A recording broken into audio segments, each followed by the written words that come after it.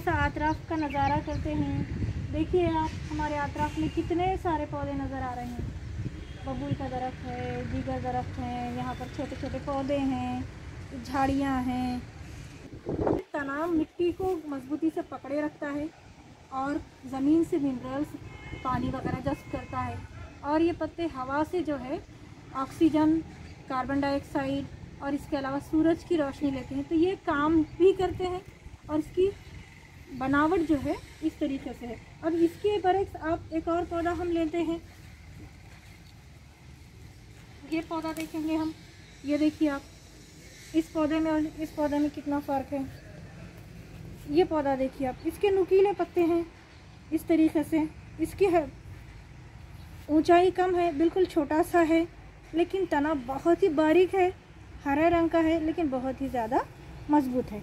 इस तरीके से ये एक पौधा, इसका भी तना देखिए कितना बारीक है, लेकिन मजबूत है। ये इस तरह से बनावट। इस पौधे को देखेंगे तो इस पौधे का तना बड़ा की बनावट अलग है, और इस पौधे को देखिए, ये पौधे की साख्त अलग है। पौधा ये उससे बड़ा पौधा, और ये तो पौधे हो गए, लेकिन यहाँ देखिए आप, ये दरख्त हैं, ये इस तरह से।